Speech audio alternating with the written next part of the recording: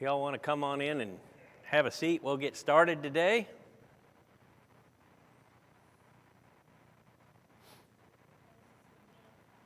We got some technical difficulties going on in the old sound booth back there, so I think this is going to work this morning. At least this part of it, our live stream piece of it, may not work so well.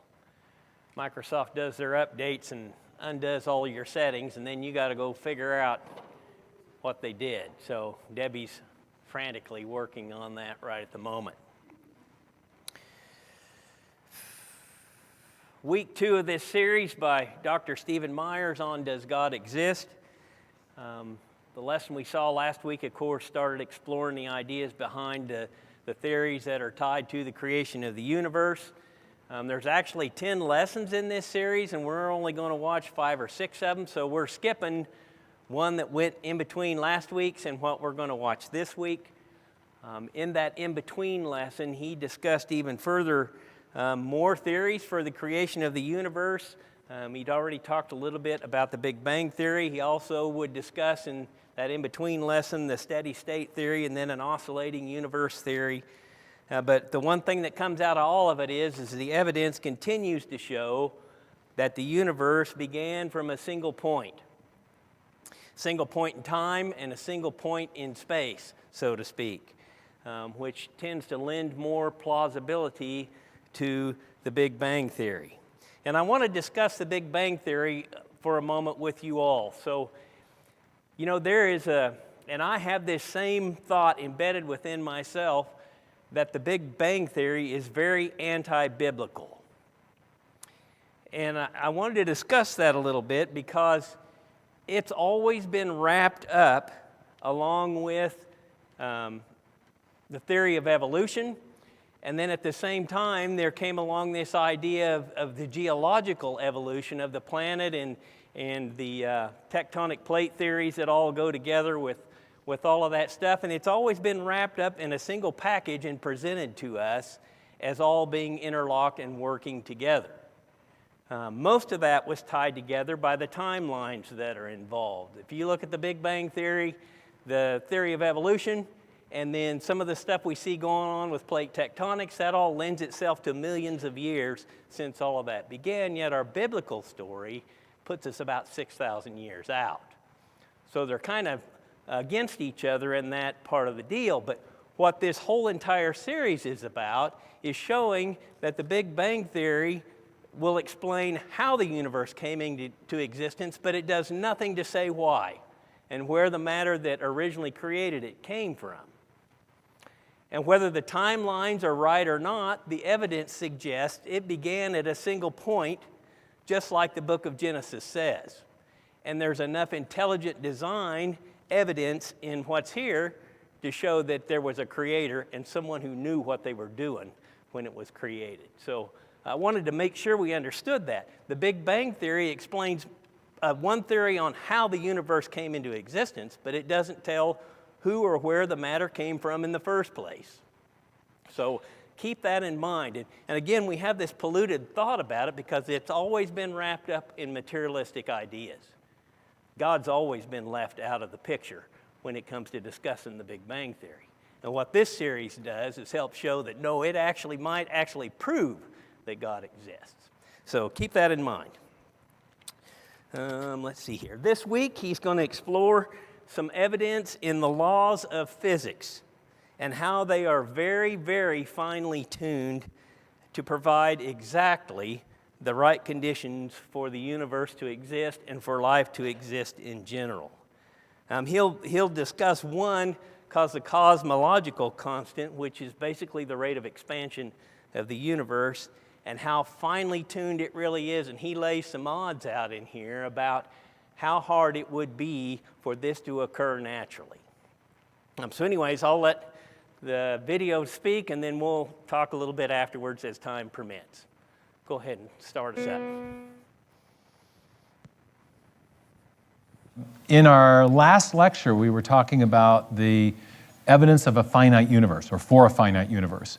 And I argued that the evidence for a finite universe can be best explained by the worldview of theism or deism, in particular because these worldviews affirm the existence of an entity that transcends matter, space, time, and energy.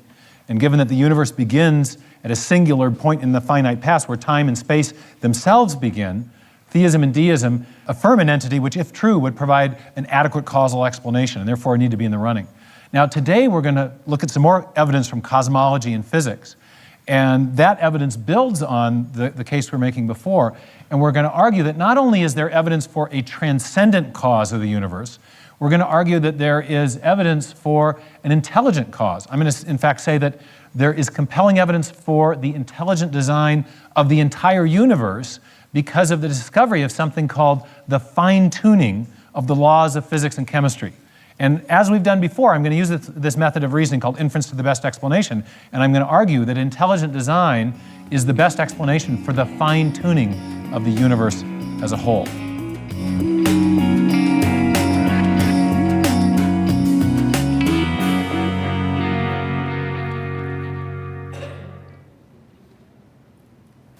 Now, what are we talking about when we're talking about fine-tuning? Well, let me give you an example. We were talking the other day about the way the universe is expanding outward. I won't blow the balloon up again, but remember that the evidence for the beginning derives from the observation that the universe is expanding. Well, it turns out that the universe is expanding at a very precisely calibrated rate. That if it were going even a tiny bit faster in its expansion, then matter would dissipate too quickly, and we would never have formed stable galaxies. We'd get what physicists call a heat death, where all the matter and energy are so dispersed that there would be no structure in the universe. No galaxies, no planets, certainly no life-friendly planets. On the other hand, if that expansion rate were even a little tiny bit smaller, we'd have the opposite problem, that the gravitational force produced by the matter in the universe would cause the universe to contract back onto itself, and we get what's sometimes referred to whimsically as the big crunch. Now let me show you, there's a fine-tuning parameter called the cosmological constant. We were talking a little bit about it with Einstein the other day, and the cosmological constant is the vacuum energy of free space that is responsible, or at least in part responsible, for the expansion rate. So just as the expansion rate of the universe is finely tuned, one of the factors responsible for the expansion rate is also finely tuned. And I've got just a little bit of video called The Case for a Creator, where a colleague of mine, Jay Richards, who's a philosopher of physics, is talking about this additional fine-tuning parameter. The strength of gravity is just one of at least 30 separate parameters that must be finely tuned to produce a life-sustaining universe. Another example is the cosmological constant. The cosmological constant describes the expansion speed of space in the universe. If space expands too quickly, then the universe will spread out so quickly that material objects can't form. So you can't get stars and galaxies and planets and the types of things that we, of course, take for granted in our universe. Physicists have determined that the cosmological constant is fine-tuned to 1 part in 100 million billion billion billion billion billion. Such precision has been compared to traveling hundreds of miles into space, then throwing a dart at the Earth and hitting a bullseye measuring 1/trillionth of an inch in diameter, an area less than the width of a single atom. But it nailed it, right? Okay. You guys kind of getting the feeling of what this is about then. Physicists make calculations, and they realize that there's an amazing set of coincidences. A whole bunch of parameters that could have been otherwise. Gravity could be stronger, the expansion rate could be faster or slower, but everything seems to be just right. We live in the just right universe, kind of like Goldilocks, not too hot, not ttoo cold. Now these evidences are sometimes called the anthropic fine-tuning evidences. Anyone know that word anthros from the Greek? You know what's the? Man. Okay, so it's fine-tuned for human life. That's the idea. One physicist from Cambridge, actually an astronomer, Martin Rees, says the possibility of life as we know it depends on the values of a few basic physical constants. Actually, about 35, I think, is the most current number. And is in some respects remarkably, this is classic British understatement, by the way, in some respects, it's remarkably sensitive to the numerical values. You know, you heard the 1 part in a billion, billion, billion, trillion, trillion. Yeah, remarkably sensitive to the numerical values. Nature, he says, does exhibit some remarkable coincidences, all right? Well, what do we make of those coincidences? How do you explain the origin of this interesting feature of the universe, this fine-tuning? Well, another Cambridge physicist, John Polkinghorne, has come up with kind of an illustration. He asks you to imagine that you're out in space and you're flying around on a starship and you come to the cosmic control room for the whole universe. You dock your spaceship and you go inside and you discover there is a room in which all the parameters for making the universe are present. And you walk in and you start looking at them and you realize, you're a physicist, of course, rather geeky, capable of calculations in your head. Oh my goodness, the expansion rate of the universe has been set to just the right value to make life possible. Same with the strong nuclear force, the ratio of protons to electrons, the solar luminosity, the mass density, the weak nuclear. They're all just right. And as a physicist, you're very impressed by this. And you think, well, I wonder, you make a calculation, what would happen if I change that dial? Oh no! The whole universe collapses on itself, okay? And so Polkinghorne says, all right, now that you get the picture, this cosmic control room, all the dials are set just right. What do you make of that? How do you explain that? Why are the dials fine-tuned to allow for the possibility of life? And Polkinghorne says, well, the most natural inference is to think that maybe all the dials are set because there's a fine-tuner. Someone set the dials. The universe is a setup job. And he's not alone in this opinion. You may remember we were talking about Fred Hoyle and his resistance early in his career to the theistic implications of the Big Bang Theory and the discovery of a finite universe. Later in his career, Hoyle started to sound strangely theistic, in part because of the discovery of these fine-tuning parameters. So here's what he says about the fine-tuning. He says that a common sense interpretation of the data suggests that a super intellect has monkeyed with physics as well as chemistry and biology. I always like the way the monkeys make it into any origins discussion. Okay? But of course, he's using monkeyed as a verb, saying that things are fine-tuned because a super intellect chose the values. It looks like the universe was a setup job. Someone decided to design it in a certain way to make life possible. Now, other physicists have made the same observation. Here, George Greenstein says the thought insistently arises. It's not, in his case, a thought he particularly wants to have, but he says the thought insistently arises that some supernatural agency, or agency with a capital A, has been involved. Is it possible that suddenly, without intending to, we've stumbled across scientific proof of a supreme being?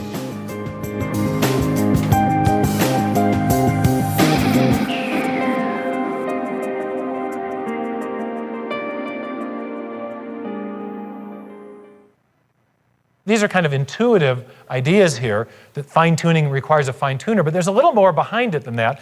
And I want to first illustrate just why we're suspicious. We've got these incredible small probabilities, 1 in a trillion, trillion, trillion for one parameter times 1 out of a trillion, trillion, trillion, trillion, trillion, trillion for another parameter. So why not just say chance? Well, we tend to be suspicious of chance explanations in certain conditions. And one of those conditions is when you've got really, really incredibly small probabilities that you're dealing with. So I want to illustrate that. I've got a combination lock, okay? And it's got 40 dial settings, so you've got 1 in 40 times 1 in 40 times 1 in 40 possibilities. My math is right, that's 1,600.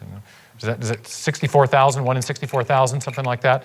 So I'd like you guys just to see if we can get chance to produce something that improbable. BB, you want to have a shot at it? Yeah, I mean, these are not really small probabilities like cosmic fine-tuning or something, but okay, see, chance, not so good, right? Chance, not so good. Johanna, you want to give us a shot there? So you guys, you're helping me prove my thesis here, right? All this is a little demonstration, kind of. Okay. Julio, you want to have a shot?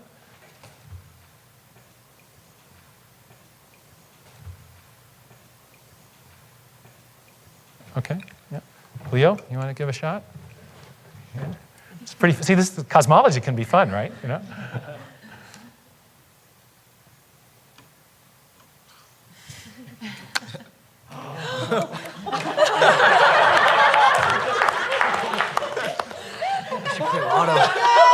You should play lotto, he says. There's no way. There's no way.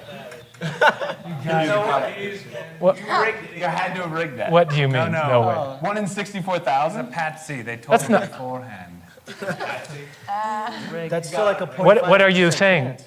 Parker? Are you accusing me of collusion of some? Maybe. Yeah. Did I say anything to you about this? Found this before. Oh my God.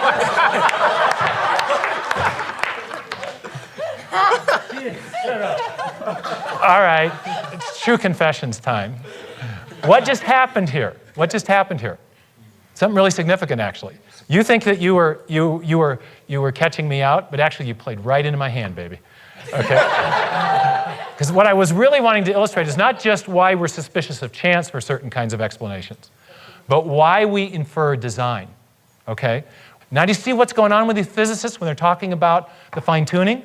See, what they're seeing is an incredibly improbable event. Remember, we were illustrating this with dials and precise settings, but also an outcome, a meaningful pattern, a functional pattern, the correlation of the conditions that allow for life and the values of the constants of the fine-tuning forms a functionally significant outcome. Okay? I have a colleague, very brainy mathematician guy named William Dembski, and he's written this book called The Design Inference. And he says, there are certain features of events that lead us to infer design. And he says the two features are these. First, we got to have a highly improbable event, okay? But then we also want to have either what he calls a pattern or a functional outcome, okay? So let's look at Mount Rushmore. This is how he first illustrates it. It's got an incredibly improbable shape on the mountain side there, right? But he said improbability alone does not trigger awareness of design. The shapes next to the presidents there are also pretty improbable. But what triggers design is when you've got a really improbable event which also conforms to an independently given pattern, a pattern that we know from someplace else. We got a pattern that we know from someplace else on Mount Rushmore? Yeah, so we got an incredibly improbable event and we got a pattern match, okay? And when those two things are present in any event, we immediately detect design. And that's what you did. And you thought you were showing me up, but actually now I'm showing you up. Okay?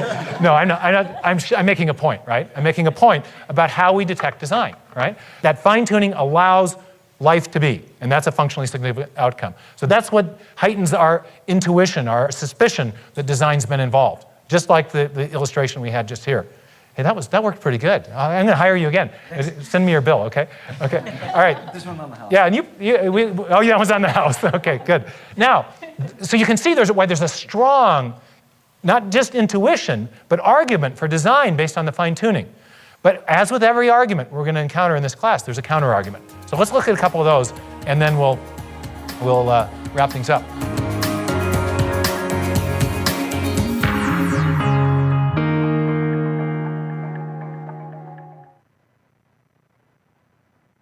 One of the reactions or the responses to this is another hypothesis. Instead of the design hypothesis, some physicists have tried to explain the fine-tuning with something they call the weak anthropic principle. And the weak anthropic principle basically says this. It says, look, we shouldn't be surprised that we live in a universe in which the conditions that are necessary for our existence actually are present, right? Why? Well, because we wouldn't be here if the universe weren't finely tuned to allow for the possibility of life. So that's the idea of the weak anthropic principle. But here's a critique of this, and I think one that I think has pretty much won the day among philosophers of physics.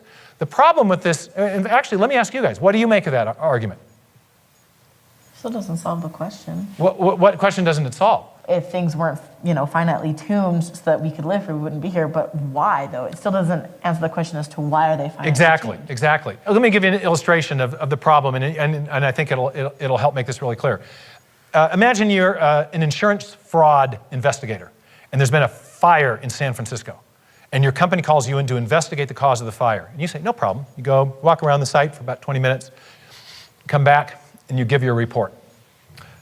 I've got the cause, you say. It was oxygen in the atmosphere.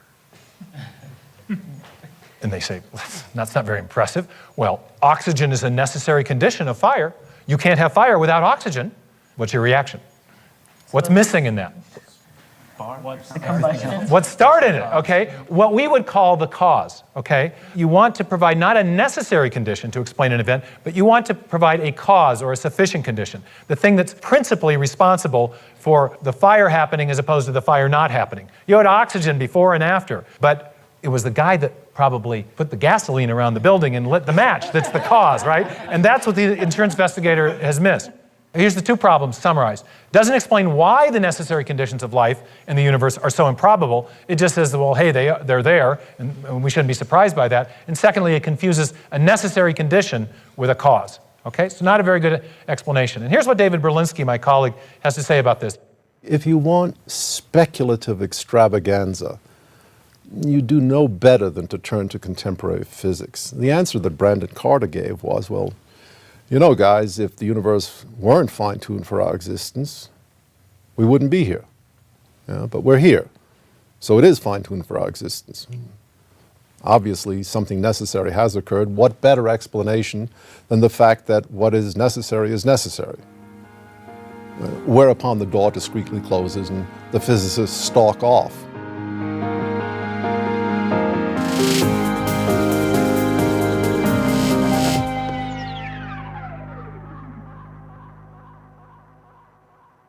Let's look at one other attempt to explain the fine-tuning. This is the cutting edge as far as opposition to the design argument in physics. And it's the idea of the many worlds hypothesis.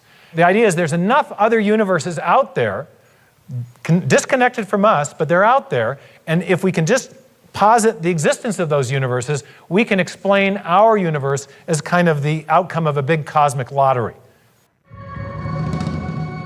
If the universe looks like it's fine-tuned for complex life, maybe there's a fine-tuner. Maybe it was fine-tuned for life. And this has certain unsavory theological implications. And so it's not surprising that those committed to a fundamentally materialistic view of reality would try to find an escape hatch. And the most popular escape hatch for this theological implication of fine-tuning is this idea of multiple universes. As its name suggests, the theory of multiple universes proposes that our universe is not alone. Instead, it is part of a vast ensemble of universes, each with a different set of laws and constants. If there's only one universe, then the conclusion that the universe looks fine-tuned because it is fine-tuned is inescapable. But if our universe is just one of a vast set, then you seem to have more resources to play with. Chance gets a new lease on life. I sometimes try to imagine what physicists have in mind that postulate this idea of multiple universes. I mean, what would the generator look like that creates them? Maybe it's like a giant monolith that has dozens of different dials, each of which has to be set to the right physical constant. If we think of these parameters as dials, each of the dials is different. So if you produce enough universes with enough different dial settings, eventually, just by chance, you get one just right. So you might have to produce a trillion universes. But eventually, if you have a generator that's just spitting out just an enormous number of them, then it gets the right dial setting. And then by just chance, you get conditions right for life. So it's a huge cosmic lottery. That's the idea. So what do you think of that idea?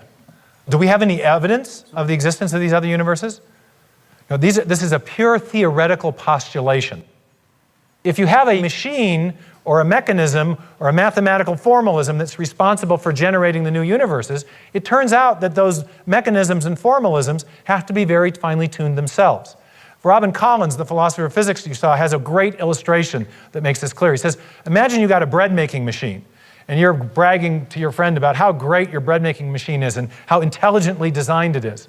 And he says, that's no big deal. I've got a machine that can make bread-making machines. So I don't need to talk about intelligent design. Except for what? Made the bread making The bread-making machine itself is exquisitely finely tuned, or the parts are precisely configured and arranged, and by intelligent design. So even these models that are attempting to get around the fine-tuning of the universe end up quietly invoking the need for intelligent design because they too involve fine-tuning. And that's a really fundamental problem. The final problem with these is that is really kind of a problem about how we reason and how we come to know. We tend to prefer explanations, and for good reasons, that aren't super convoluted. We want, the rule of reasoning back from William of Ockham has been, don't multiply theoretical entities. If you accept the many worlds hypothesis, you've got to believe in all that ensemble of other universes. You also have to believe in a universe generating mechanism of some kind, and you have to believe that that somehow got fine-tuned without intelligence. That's a pretty tall order. As between that and the design hypothesis is much simpler.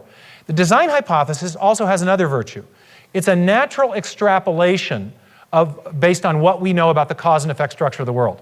We know, as our illustration showed here, that when you have a finely tuned system that also produces a function, intelligence is involved. There's collusion. It was a setup job. And that's the kind of evidence that we're seeing. So we've got a lot of experience-based knowledge of cause and effect to support the design hypothesis. A couple years ago, I ran into an article about the anthropic principle. It was in the London Times. And I want to read a part of it to you because I think it underscores kind of the situation we have here as we're evaluating this evidence. The article was written by a science journalist, and he was talking about the theistic design hypothesis as being the best explanation. And he says, no such argument can ever be absolutely conclusive. And the anthropic fine-tuning argument stops just short of knockdown proof.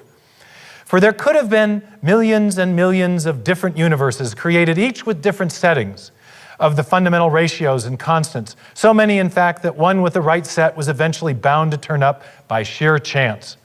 We just happen to be the lucky ones. But then he goes on to say, but there is no evidence for such a theory whatsoever. On the other hand, the evidence for the truth of the anthropic fine-tuning argument is of such an order of certainty that in any other sphere of science, we would regard it as absolutely settled. To insist otherwise, he says, is like insisting that Shakespeare was not written by Shakespeare because it might have been written by billions of monkeys sitting at billions of keyboards over billions of years. But so it might, he says. But the sight of the scientific atheist clutching at such desperate straws has put new spring in the step of the theists. For the first time in more than 100 years, they no longer feel the need to apologize for their beliefs. Perhaps now they should apologize for their previous apologies. Pretty good, huh? And I think that's what's going on, that you have a sense of these increasingly speculative cosmological models being proposed in order to get around what would, based on our ordinary common sense forms of reasoning, be a very compelling conclusion. Let's have a look then at where we are in the argument, okay? We're using, again, the method of multiple competing hypotheses. We have something that we need to explain, the fine-tuning of the universe that makes life possible, and we've looked at three competing explanations. We've looked at design, we've looked at the weak anthropic principle, and we've looked at the many universes hypothesis. We've got good reasons for rejecting the weak anthropic principle. We've also looked at the chance many worlds hypothesis, and as I've just summarized, there are numerous problems with that. And yet, we also have a strong positive reason for the design hypothesis, namely that what we know from our own experience of cause and effect suggests that design or intelligence is just the right kind of cause to explain the kind of effect we're looking at. Remember when we were talking about the Big Bang Theory, we saw that theism and deism affirm the existence of an entity, namely a God who transcends matter, space, time, and energy, that has the power to produce the effect in question, the origin of the universe coming into existence literally at a 0 point in space and time. But now we're seeing that there's evidence from physics that also affirms that same conclusion, because both theism and deism affirm the existence of a rational and intelligent creator. And the evidence from the fine-tuning suggests that we need precisely some kind of intelligent cause. In fact, I think we can argue that we're now seeing evidence not just for a transcendent cause of the origin of the universe, but also for a rational or intelligent cause. And so I think we can conclude from the evidence that we've looked at today that intelligent design provides the best explanation of the fine-tuning of the laws of physics and chemistry.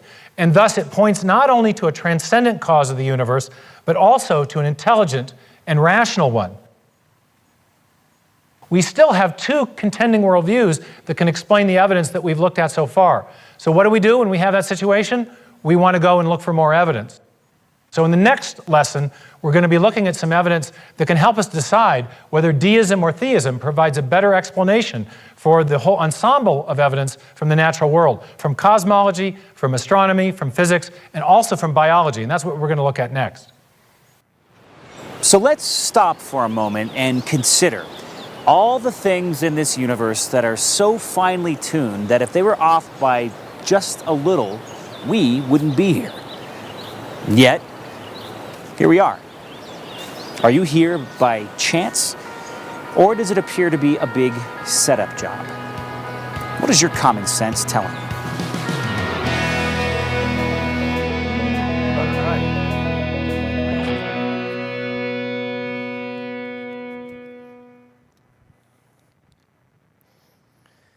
Presents some pretty interesting ideas about the fine-tuning of the universe. So let's talk a little bit about that. So I wanted to discuss, what time have I got? All right. The cosmological constant. Did you understand everything he was trying to tell you about that? The rate of expansion that the universe is undergoing. Russell, go ahead.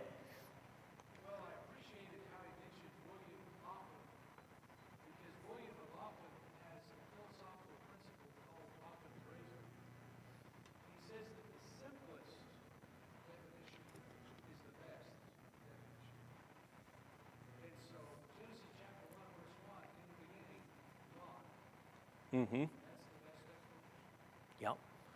That's what this whole series is about. They got all these, and in fact, in some of these theories in here, this multiple universe thing is such a desperate attempt to prove other theories, it's almost unbelievable. Well, it is unbelievable in its explanation.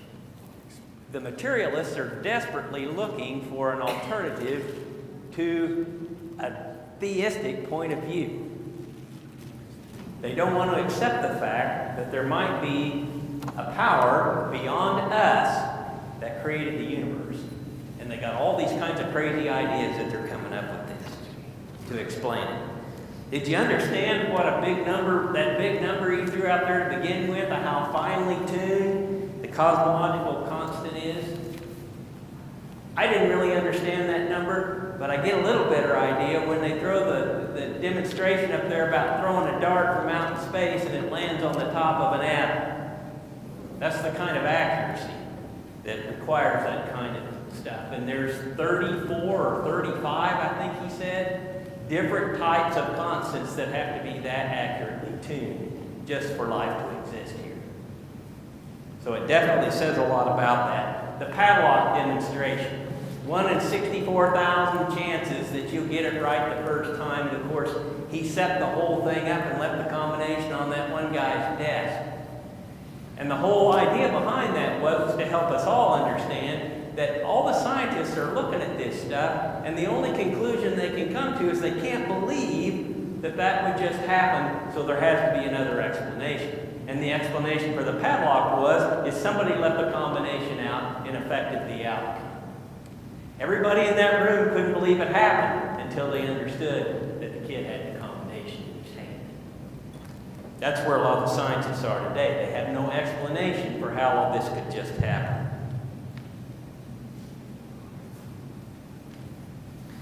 Did you understand the point behind the idea that events with very small probabilities, like the cosmological constant, their occurrence combined to create a functional outcome always points to some form of intelligent design?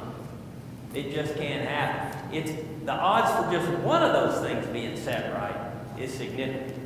34 or 35 of them all working together to come up with a functional outcome, that just don't happen. And that's the point behind this, that somebody set it up. And in this case, it lends itself perfectly into the hands of God doing that. The odds are too high for it just to happen. And that's very unsettling for the materialist point of view, because they can't explain it. They have no idea behind why it is. Finally, to the universe. I was thinking about how best to demonstrate this to you all, and how we have all these ideas about how the universe was created. But nobody's been able to come up with anything other than God when it comes to explaining how it all started. I mean, you could take the lights in this room, and we understand how electrical systems work, or most of us do anyways. There's wires that run up there, and there's a switch back there on the wall, and when you complete the circuit, the electrons flow through the wires and turn the lights on and all that kind of stuff. But there's no explanation of where the copper in the wires came from, Or who set up the idea that even electron flow could make a light bulb light? We don't know where that stuff came from, but we know that that system is designed and that it works functionally over a bunch of fine-tuned things. So that's the whole problematic deal with the materialistic thought process is you can come up with all kinds of ideas on how the universe was created, but you can't come up with one other than God as to where it came from. So anyways, questions from you all? Yes, go ahead, Russell, I'm sorry. Going back to last week's discussion of the expansion of the universe, you know, the psalmist says that God is continually expanding the heavens. And this is something that gives physicists heartburn that says our universe is billions of years old. Because when the universe gets expanded, so does the distance of light. And so, but what's so amazing about this observation is, let's say for the point of conjecture, the earth is only 6,000 to 10,000 years old, but the Lord has expanded the universe to the point to where the universe seems a lot older than it might really be. Exactly. So that's the one piece that nobody is willing to discuss very much, is that there is, and I'm using there is, we all here believe there is, if there's a God behind all of this, why could he not just, and there it is. Set the expansion rate, all the fine-tuning things and everything else, and just put it in place, very simply, as the book of Genesis describes. If you believe that God could create all of this stuff that causes us to exist, then surely we can come to the conclusion that he could make it all happen and set it up just right, instantaneous.